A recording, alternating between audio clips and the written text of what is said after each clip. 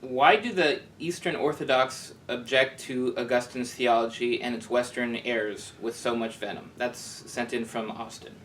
Well, it depends upon which Orthodox you're talking about. The problem is that, save what was absolutely defined by the Seven Councils, you will find Orthodox on any side of a given question. Basically, the objections that some Orthodox have to Augustine is his teaching on grace.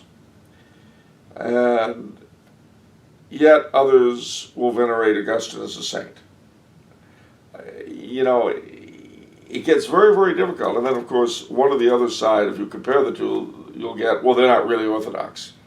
Well, I'm not Orthodox to the law, Joe. I'm not the best judge as a Catholic of who really has the right to be called Orthodox. You know, the old calendarists will say the new calendarists are real Orthodox, and vice versa. But I will say that one of the problems I've always had with some of the anti-Western polemics by some of the Orthodox, and I have to keep on saying some, because believe me, you'll always be able to find exceptions to any rule when speaking about Orthodox theology. But they'll say, well, the Westerners believe this. And I'll look at that, yeah, that's true. We Easterners believe that. I'll say, yeah, that's true. Well, you see the difference? No, I don't actually.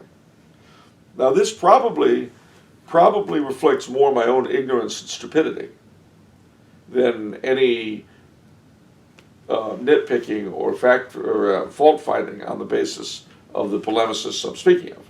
I'm sure it's entirely my own fault, but you know, if you say, well, you believe that Adam and Eve, through original sin, lost the divine life, whereas we believe that the divine light was darkened within them, I don't see a difference there.